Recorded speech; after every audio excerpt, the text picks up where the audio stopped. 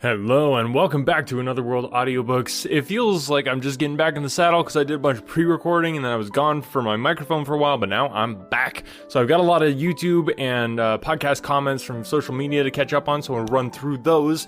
Huge shout out to Bob Fortune on YouTube who said, "Thanks Another World, a real gem of a book and quite a wonderfully enjoyable read."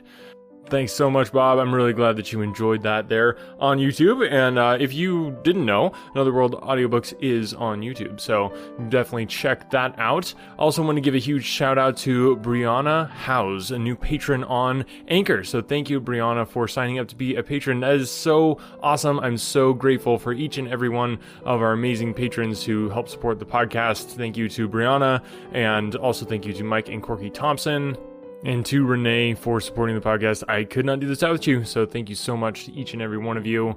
And yeah, thanks to all the new YouTube subscribers. I don't know if you guys are going from YouTube over to the podcast at all, but if you are, we're getting a bunch of new YouTube subscribers. So if you want to check out the full free versions of the audiobooks, you can check them out on YouTube. And I always mention that, or I don't always mention this, but I should, that if you go to anotherworldaudiobooks.com, you can actually request a free audiobook. So that's a nice little perk there for being a listener. So thank you guys. It was so cool to see all the social media interaction and stuff. So really glad to connect you there. But yeah, now, without further ado, let's get on with the next two chapters of Emma. Chapter 17. When the ladies returned to the drawing room after dinner, Emma found it hardly possible to prevent their making two distinct parties. With so much perseverance in judging and behaving ill did Mrs. Elton engross Jane Fairfax and slight herself. She and Mrs. Weston were obliged to be almost always either talking together or silent together. Mrs. Elton left them no choice. If Jane repressed her for a little time, she soon began again. And though much that passed between them was in half-whisper, especially on Mrs. Elton's side, there was no avoiding a knowledge of their principal subjects. The post-office, catching cold, fetching letters, and friendship were long under discussion. And to them succeeded one which must be at least equally unpleasant to Jane, inquiries whether she had yet heard of any situation likely to suit her, and professions of Mrs. Elton's meditated activity. "Here is April come," said she. "I get quite anxious about you. June will soon be here." "But I have never fixed on June or any other month, merely look forward to the summer in general." "But have you really heard of nothing?"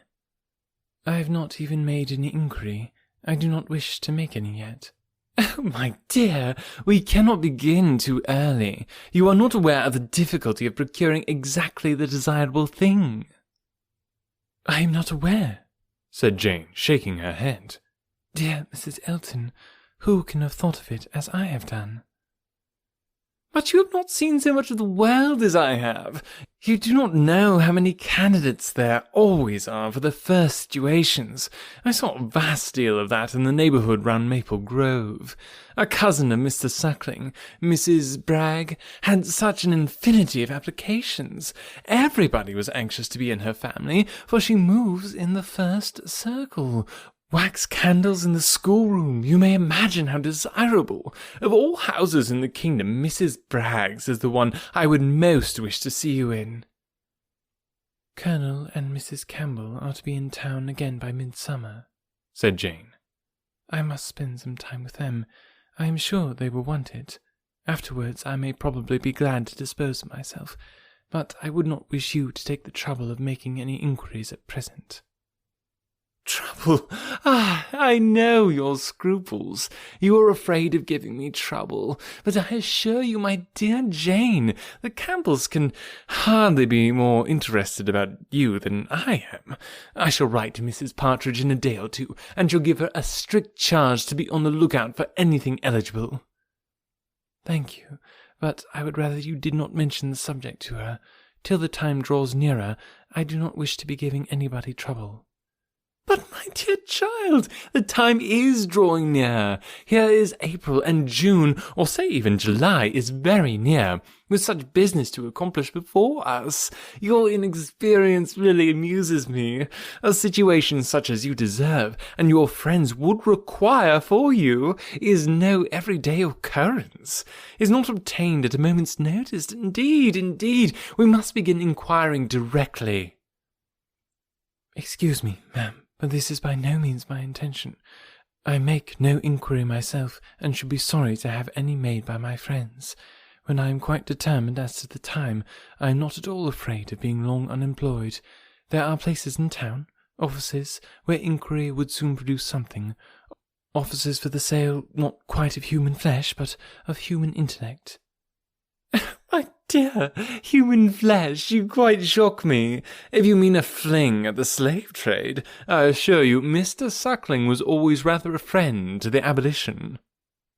I was not thinking of the slave trade, replied Jane. Governess trade, I assure you, was all that I had in view.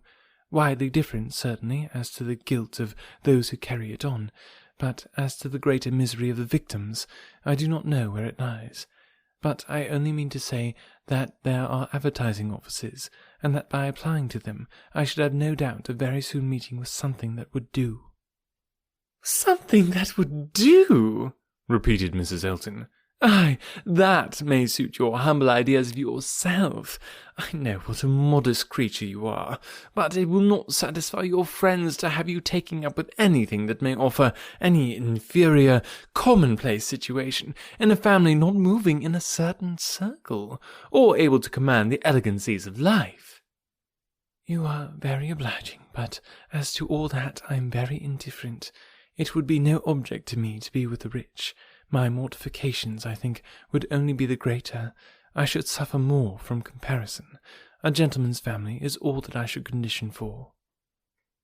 I know you. You would take up with anything, but I shall be a little more nice, and I am sure the good Campbells will be quite on my side. With your superior talents, you have a right to move in the first circle. Your musical knowledge alone would entitle you to name your own terms, have as many rooms as you like, and mix in the family as much as you choose.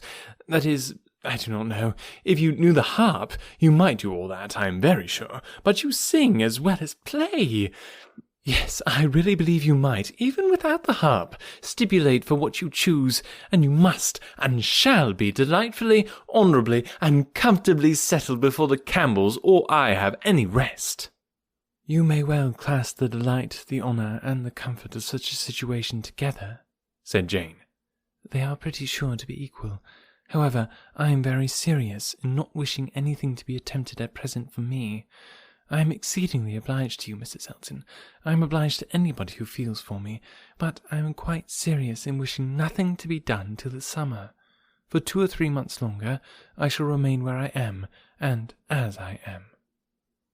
And I am quite serious too, I assure you, replied Mrs. Elton gaily, in resolving to be always on the watch, and employing my friends to watch also, that nothing really unexceptionable may pass us. In this style she ran on, never thoroughly stopped by anything till Mr. Woodhouse came into the room. Her vanity had then a change of object, and Emma heard her saying in the same half-whisper to Jane, Here comes this dear old beau of mine, I protest. Only think of his gallantry in coming away before the other men. What a dear creature he is! I assure you I like him excessively. I admire all that quaint, old-fashioned politeness. It is much more to my taste than modern ease.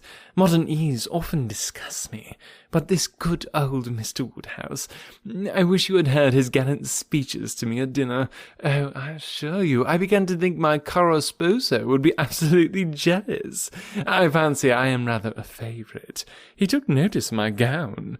How do you like it? Selina's choice, handsome, I think, but I do not know whether it is not over-trimmed. I have the greatest dislike to the idea of being over-trimmed. Quite a horror of finery. I must put on a few ornaments now because it is expected of me. A bride, you know, must appear like a bride, but my natural taste is all for simplicity. A simple style of dress is so infinitely preferable to finery, but I am quite in the minority, I believe. Few people seem to value simplicity of dress.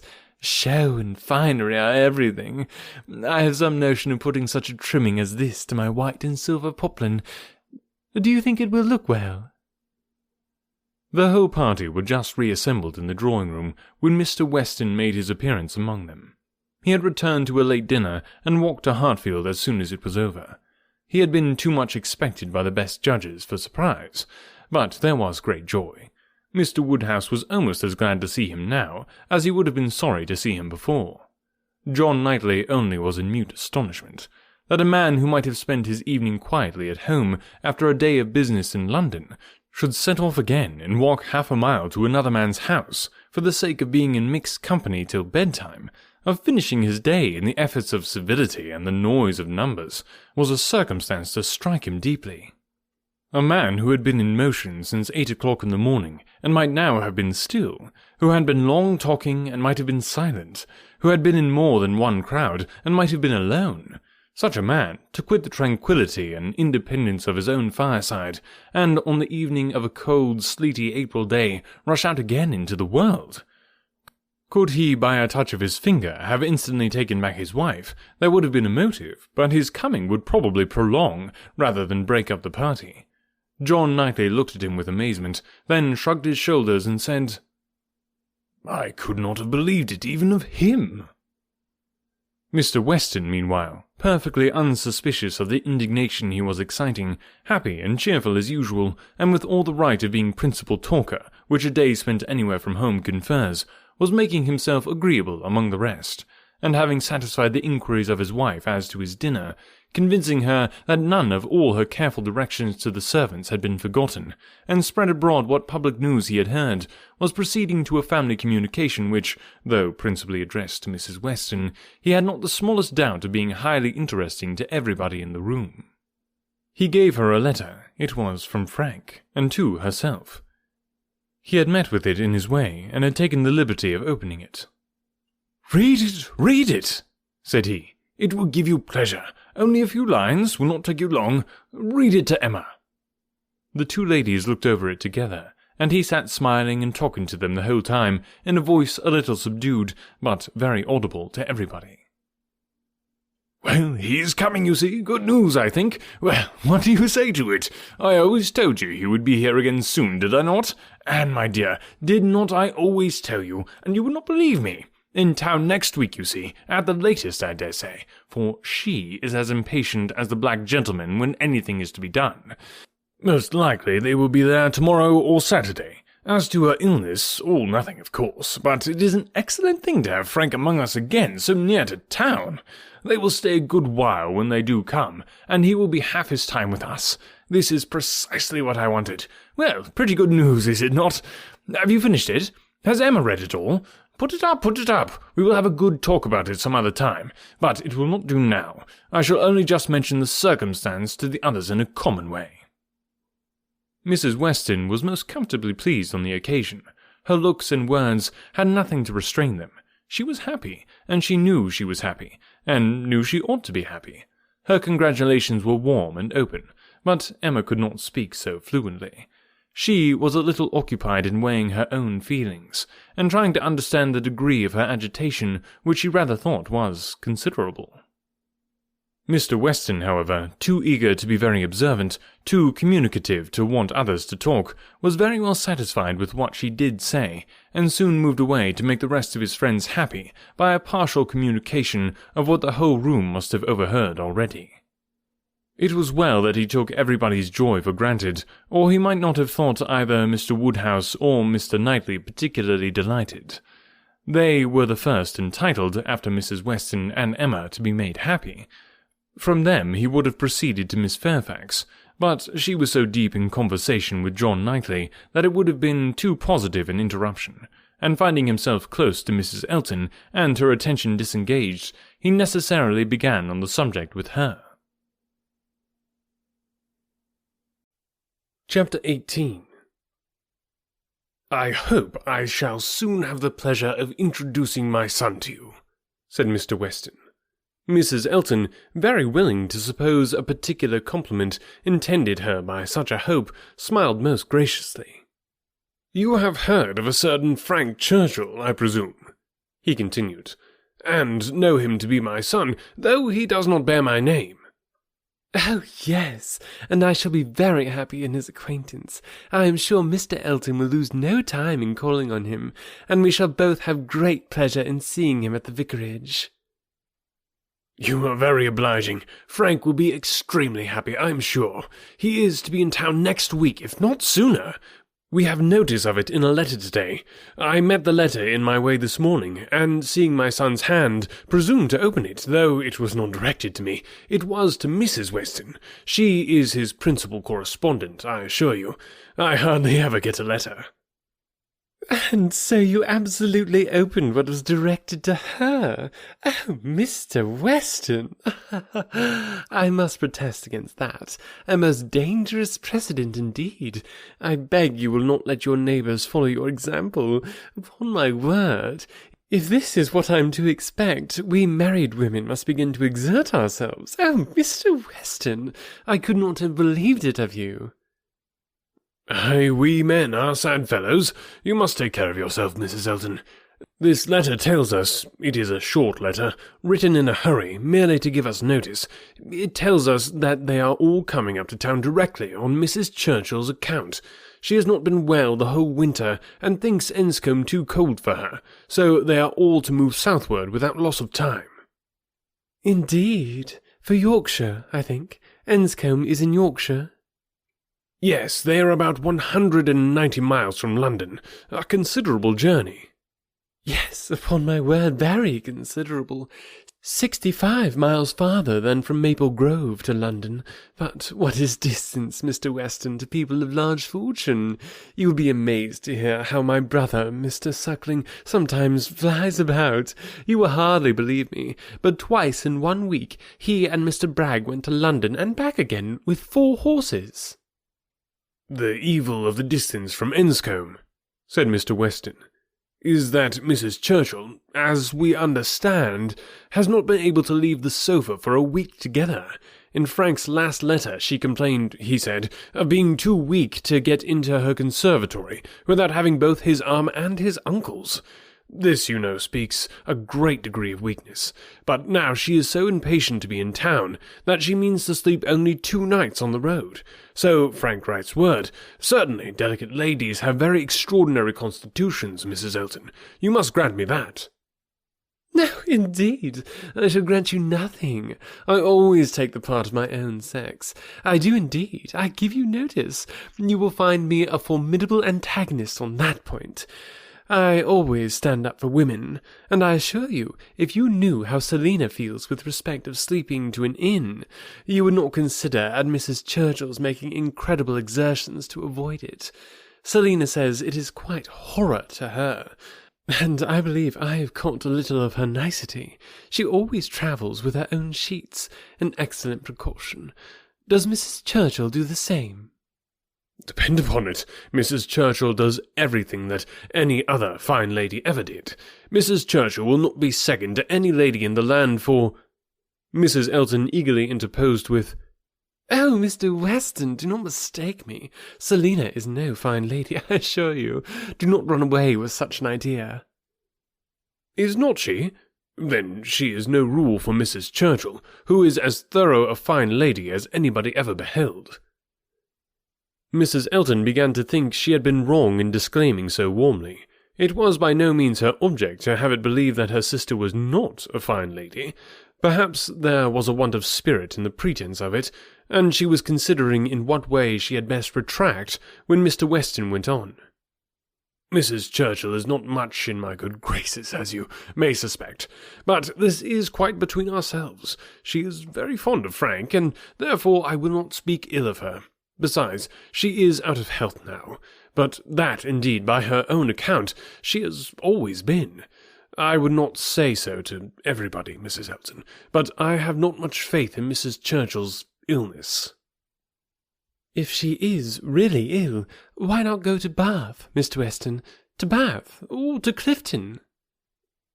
She has taken it into her head that Enscombe is too cold for her. The fact is, I suppose, that she is tired of Enscombe. She has now been a longer time stationary there than she ever was before, and she begins to want change. It is a retired place. A fine place, but very retired. Aye, like Maple Grove, I dare say. Nothing can stand more retired from the road than Maple Grove. Such an immense plantation all round it. You seem shut out from everything, in the most complete retirement, and Mrs. Churchill probably has not health or spirits like Selina to enjoy that sort of seclusion.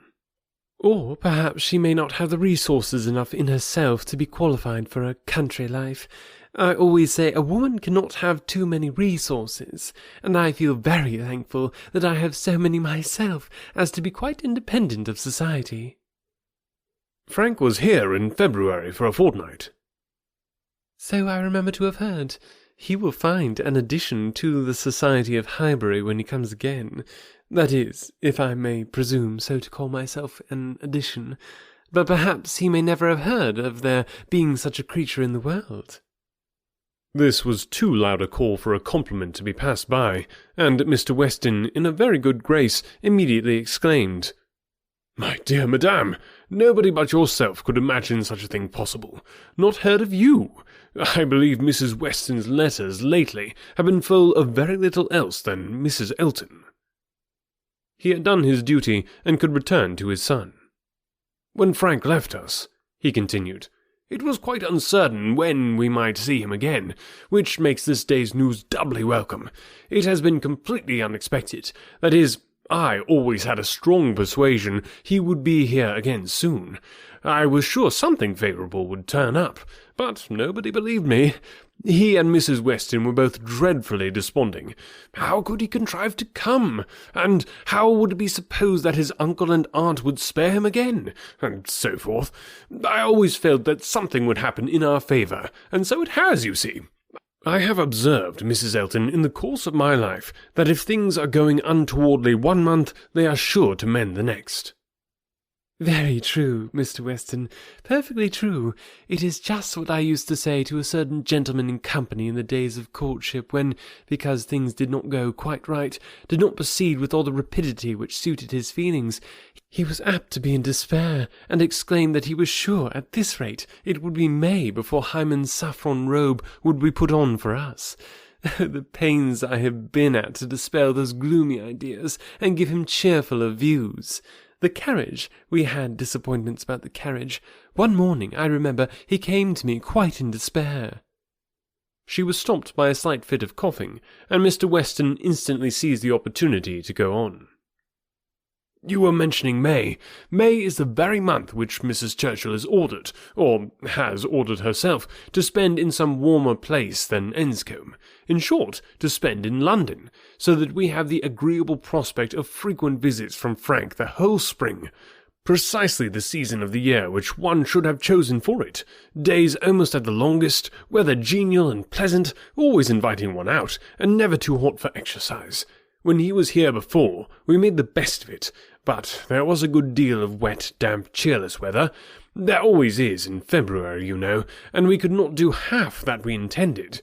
Now will be the time. This will be complete enjoyment, and I do not know, Mrs. Elton, whether the uncertainty of our meetings, the sort of constant expectation there will be of his coming in today or tomorrow, and at any hour, may not be more friendly to happiness than having him actually in the house.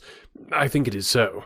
I think it is the state of mind which gives most spirit and delight. I hope you will be pleased with my son, but you must not expect a prodigy. He is generally thought a fine young man, but do not expect a prodigy. Mrs. Weston's partiality for him is very great, and, as you may suppose, most gratifying to me. She thinks nobody equal to him. And I assure you, Mr. Weston, I have very little doubt that my opinion will be decidedly in his favour. I have heard so much in praise of Mr. Frank Churchill. At the same time, it is fair to observe that I am one of those who always judge for themselves, and are by no means implicitly guided by others. I give you notice that as I find your son, so I shall judge of him. I am no flatterer." Mr. Weston was musing. "I hope," said he presently, "I have not been severe upon poor Mrs. Churchill. If she is ill, I should be sorry to do her injustice, but there are some traits in her character which make it difficult for me to speak of her with the forbearance I could wish. You cannot be ignorant, Mrs. Elton, of my connection with the family, nor of the treatment I have met with. And between ourselves, the whole blame of it is to be laid to her. She was the instigator. Frank's mother would never have been slighted, as she was, but for her. Mr. Churchill has pride, but his pride is nothing to his wife's. His is a quiet, indolent, gentlemanlike sort of pride that would harm nobody, and only make himself a little helpless and tiresome. But her pride is arrogance and insolence, and what inclines one less to bear, she has no fair pretence of family or blood. She was nobody when he married her, barely the daughter of a gentleman, but ever since her being turned into a Churchill, she has out-Churchilled them all in high and mighty claims. But in herself, I assure you, she is an upstart." "Only think! Well, that must be infinitely provoking. I have quite a horror of upstarts. Maple Grove has given me a thorough disgust at people of that sort, but there is a family in that neighbourhood who are such an annoyance to my brother and sister from the airs they give themselves. Your description of Mrs. Churchill made me think of them directly. People of the name of Tupman, very lately settled there, and encumbered with many low connections, but giving themselves immense airs, and expecting to be on a footing with the old established families. A year and a half is the very utmost that they can have lived at Westhall, and how they got their fortune nobody knows. They came from Birmingham, which is not a place to promise much, you know, Mr. Weston. One has not great hopes from Birmingham. I always say there is something direful in the sound, but nothing more is positively known of the Tupmans, though a good many things, I assure you, are suspected, and yet by their manners they evidently think themselves equal even to my brother, Mr. Suckling, who happens to be one of their nearest neighbours. It is infinitely too bad, Mr. Suckling, who has been 11 years a resident at Maple Grove, and whose father had it before him, I believe, at least. I am almost sure that old Mr. Suckling had completed the purchase before his death." They were interrupted. Tea was carrying round, and Mr. Weston, having said all that he wanted, soon took the opportunity of walking away. After tea, Mr. and Mrs. Weston and Mr. Elton sat down with Mr. Woodhouse to cards. The remaining 5 were left to their own powers, and Emma doubted their getting on very well, for Mr. Knightley seemed little disposed for conversation. Mrs. Elton was wanting notice, which nobody had inclination to pay, and she was herself in a worry of spirits which would have made her prefer being silent. Mr. John Knightley proved more talkative than his brother. He was to leave them early the next day, and he soon began with, "Well, Emma, I do not believe I have anything more to say about the boys. But you have your sister's letter, and everything is down at full length there, we may be sure. My charge would be much more concise than hers, and probably not much in the same spirit. All that I have to recommend being comprised in do not spoil them, and do not physic them." "I rather hope to satisfy you both," said Emma, "for I shall do all in my power to make them happy, which will be enough for Isabella, and happiness must preclude false indulgence and physic." "And if you find them troublesome, you must send them home again." "That is very likely. You think so, do not you?" "I hope I am aware that they may be too noisy for your father, or even may be some encumbrance to you, if your visiting engagements continue to increase as much as they have done lately." "Increase?" "Certainly. You must be sensible that the last half-year has made a great difference in your way of life." "Difference? No, indeed, I am not." "There can be no doubt of your being much more engaged with company than you used to be. Witness this very time. Here I am come down for only 1 day, and you are engaged with a dinner party. When did it happen before, or anything like it? Your neighbourhood is increasing, and you mix more with it. A little while ago, every letter to Isabella brought an account of fresh gaieties, dinner at Mr. Cole's, or balls at the Crown. The difference which Randall's alone makes in your goings-on is very great." "Yes," said his brother quickly. "It is Randall's that does it all." "Very well, and as Randall's, I suppose, is not likely to have less influence than heretofore, it strikes me as a possible thing, Emma, that Henry and John may be sometimes in the way, and if they are, I only beg you to send them home." "No," cried Mr. Knightley. "That need not be the consequence. Let them be sent to Donwell. I shall certainly be at leisure." "Upon my word," exclaimed Emma, "you amuse me. I should like to know how many of all my numerous engagements take place without your being of the party, and why I am to be supposed in danger of wanting leisure to attend to the little boys. These amazing engagements of mine, what have they been? Dining once with the Coles, and having a ball talked of, which never took place. I can understand you," nodding at Mr. John Knightley. "Your good fortune in meeting with so many of your friends at once here delights you too much to pass unnoticed. But you," turning to Mr. Knightley, "who know how very, very seldom I am ever 2 hours from Hartfield, why you should foresee such a series of dissipation for me, I cannot imagine. And as to my dear little boys, I must say that if Aunt Emma has not time for them, I do not think they would fare much better with Uncle Knightley, who is absent from home about 5 hours, where she is absent 1, and who, when he is at home, is either reading to himself or settling his accounts." Mr. Knightley seemed to be trying not to smile, and succeeded without difficulty upon Mrs. Elton's beginning to talk to him.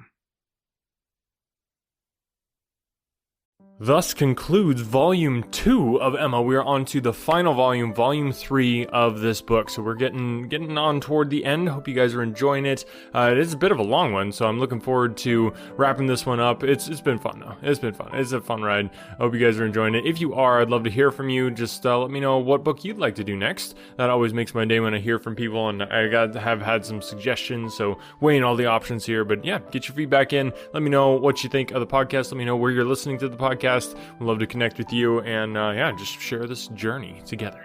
All right, thanks guys for listening, and we'll catch you next week.